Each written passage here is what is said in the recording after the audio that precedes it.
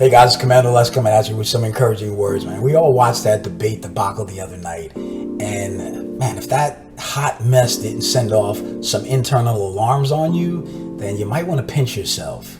We as a country are on the verge of an election insurrection. Guys, we're about to get suckered into forcibly rising up against one another if we're not really careful here. This is a slippery slope we're on, and maybe the foreshadow of like an actual American revolution. Let's talk about how we actually got there as a nation, but more importantly, what you as an American citizen can do to ensure that that doesn't happen. Let's talk about that on this edition of The Spiritual Awakening.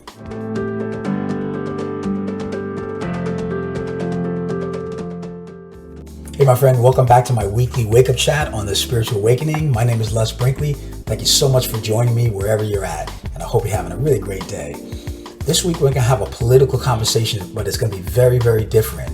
It's going to be apolitical, unbiased, and whether you're a Republican or a Democrat, you are going to be able to grow and be able to manage this political mess so much better. So I encourage you, just listen to the whole thought. Listen to the entire message. Okay, so the Democrats think that their agenda is godly and right, and the Republicans think that their agenda is godly and right. But God sees it as partisan hypocrisy, because if we're going to be real truthful, neither party's agenda is really godly or righteous. And here's why. Wherever there's hatred or division, there can be no godliness and there can be no righteousness. The only fruit of hatred and division is ungodliness and unrighteousness. When there are lies and deceptions on both sides in this case, God's truth can't be heard. Lies will prevail and no one will be right. You see, you can't be right when by nature you're full of unrighteousness. Look, I'm not going to sit here and recommend who you should or shouldn't vote for, and I'm definitely not going to try to sway you one way or the other. I can speak from a very neutral place because I'm definitely not a Democrat and I'm definitely not a Republican. I'm just a proud American, and my only allegiance is to God the Father, my Lord Jesus, and the defense of the Constitution of the U.S. Okay, so we know that the topic of politics and the topic of religion are super sensitive topics. Mixing them together, it would be the equivalent of trying to drop some dynamite into a nuclear reactor. So take a sip of coffee and let's step back and look at why we're seeing everything we're seeing, because that's exactly what's happening. We're trying to mix religion in with politics. And when that happens, man, there's a very explosive reaction. Religion is very, very controlling, and politics is very, very divisive. And when you start trying to mix these two together, you're going to have a very, very explosive reaction. And that's what we're seeing right now. I want to be able to show you a clear distinction here. And what my hope is that I'll be able to show you that this volatile, dangerous mix of religion controlling politics, I want to compare that to the beautiful, harmonious mix that would occur if we had pure Christianity influencing politics instead of religion controlling it. You see, politics bound to religion is completely different than politics influenced by Christianity. Now, clearly, most of the Christianity we see today, especially in Washington, is anything but pure Christianity. It's actually religion disguised as Christianity. It's a real dangerous combination. Let me try to explain to you guys what religion does to people and why it's at the core of all the political unrest and all the social unrest we're seeing today. But first, let me show you real quick how religion and pure Christianity are completely the opposite. I'm going to put religion right up against Christianity so you can see it. See, religion enslaves people with a bunch of rules that you have to work for and you can't possibly follow the rules. Christianity frees people with unmerited and undeserved grace that's free. You can't work for it, you can't earn it. Religion hides people from the truth through fear for God. But Christianity, it introduces people to the truth through a loving relationship with God, completely different. Now let's turn the table and put religion up against politics.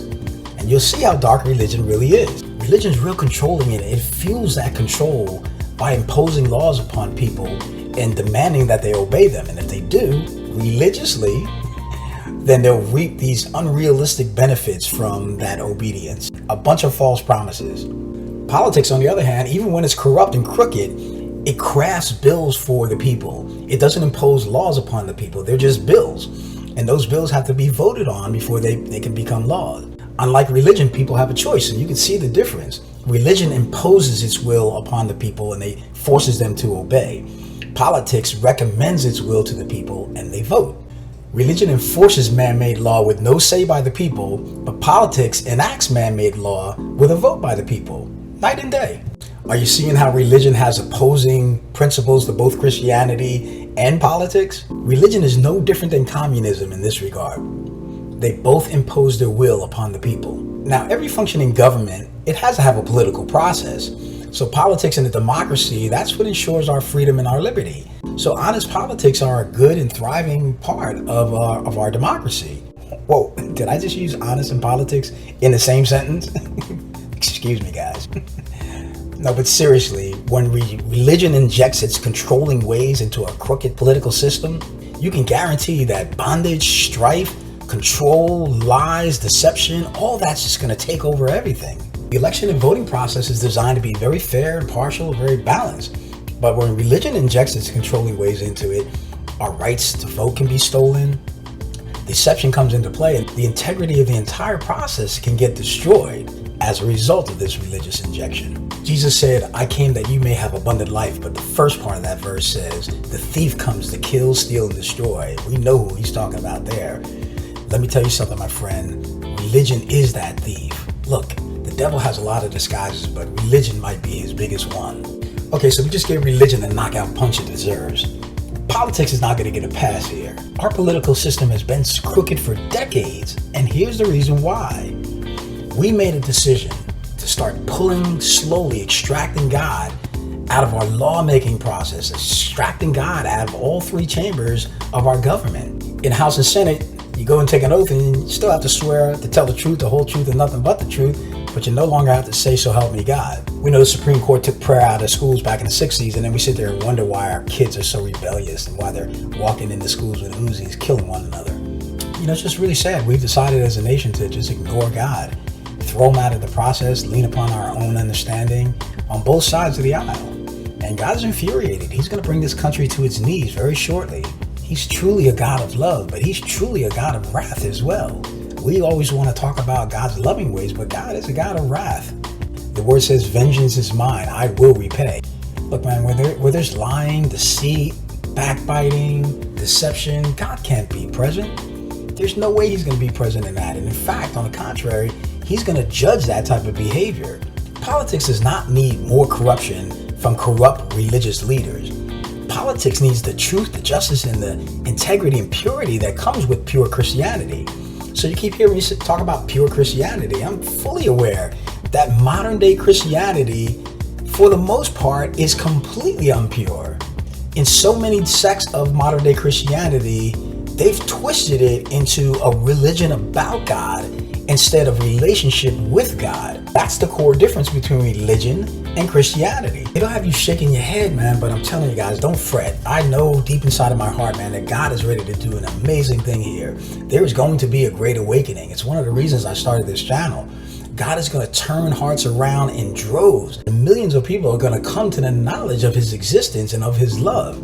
I'm telling you, it's going to be the greatest revival that you've ever seen. No revival that's ever occurred in the past is going to be able to compare to what God is about ready to do. So either you're going to be on board or you're not. We will witness the pure Christianity I'm talking about on a global scale.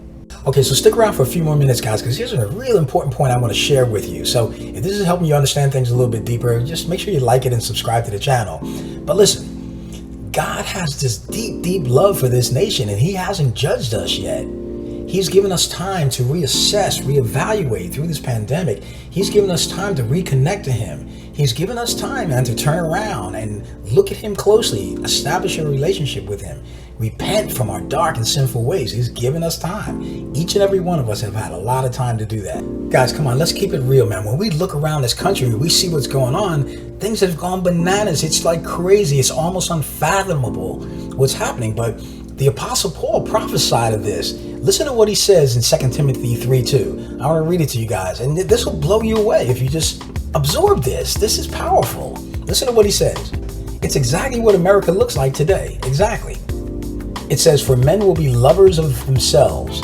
That's us. Lovers of money. Oh boy. Boastful. Arrogant. Abusive. Disobedient to their parents. Ungrateful. Unholy. Unloving. I mean, am I not describing America today? Unforgiving, slanderous, without self-control, brutal, without love of good. No, we love evil. We don't love good. Traitorous, reckless, conceited, You getting this? Lovers of pleasure rather than lovers of God. And here's the worst one, having a form of godliness, but at the same time denying God's power.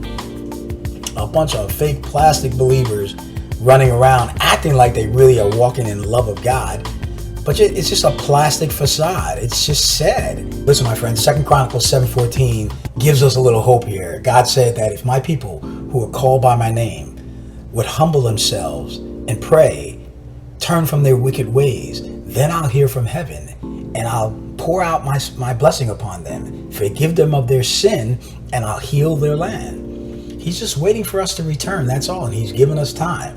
And guys, that time is running out very, very, very quickly. You have a responsibility to respect your fellow American and to walk in love, even though the crowd's walking in hatred and anger. Civil peace and godly love for your neighbor, that starts and ends with you. The crowd isn't your responsibility, but the condition of your heart is.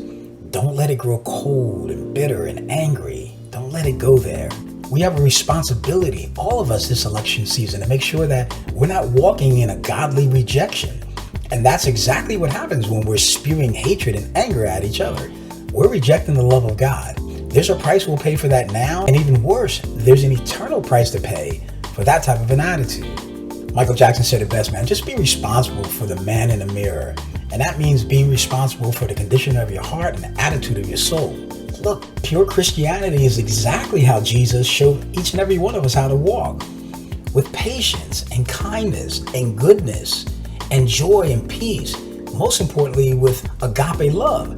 That's that unconditional love that's willing to lay its life down for a friend, the same way Jesus laid his life down for you. I'm going to challenge you guys, man. If you're a Republican, make a vow, man, that you'll do something really kind or say something nice to a Democrat that you know as much as you possibly can until this election. And even after, if you're a Democrat, do the same thing. Do or find something kind or good to do for a Republican that you know. Try to conjoin yourself in a loving way to someone that has opposing views with you. If you really want to seal that vow with some agape love, why don't you add this to the vow? Add this to it, that you will promise that you will never do anything to harm your brother, your fellow American, whether he's Republican or Democrat. As a result of this election, make that vow, make that commitment that you will not bear arms against your brother. You will not bear arms against your fellow American. And if we can each make that vow and each make that commitment, we can shut off this prospect of revolution that's sitting here, staring us in the face right now. Guys, we're better than this. We're stronger than this. We can come together and unite as a loving family of Americans, regardless of age, race, creed, ethnicity, religious, affiliations. None of that matters. We're all Americans first. And let's stay focused on that and never forget that. We don't have to sit back and do nothing and watch this revolutionary insurrection that's about to happen. It's time for a defection. A defection from the anger, a defection from the strife, a defection from the bitterness, the racism, for the selfishness and the unforgiveness. Come on, guys, we're better than this. We have to defect from that crap. If we don't start loving on one another, I just personally fear, man, that we're going to get duped and deceived into warring with one another. And again, we can't let that happen. Look, if you don't agree with Black Lives Matter, then say hi to somebody with a BLM t-shirt. If you're upset with the police brutality, then salute a police officer and thank him for his service today. I guarantee you he'll appreciate it. And remember, he's not the one that put his foot on George Floyd's neck and killed him, but he might be the one that saves you from that car fire. You don't have to agree with your neighbor to love him. And just because your neighbor on the right is a jerk doesn't make the one on the left a jerk. We don't have to see things exactly the same, guys. That's what makes us Americans. That's what makes our freedom so amazing. There are a bunch of little things that you can do to change the direction that this country is going in. And I just hope and pray that you figure out what it is that you need to do and that you take responsibility to move this country in the right direction. You have a responsibility individually. All Democrats aren't police haters any more than all Republicans are racist. Let's stop stereotyping and pointing fingers, man. Let God help you see this brokenness in a way that inspires you to change it. Your actions matter just as much as your vote matters. Please, guys, take your responsibility and do your part. Whatever that looks like to you. Your part is going to be different than mine. But just make sure that whatever you're going to do, whatever you're going to say, that you keep it rooted in love and you're going to be fine. Well, my friend, I hope that this coffee chat encouraged you today. And I pray that you'll apply the principles here and just share this with someone that you think may need to hear it. Thanks for joining me today on the Wake Up Chat. Don't forget to subscribe. And until next time, may the peace, the grace, and the light of God just shine upon you with the power of His great love. God strong always.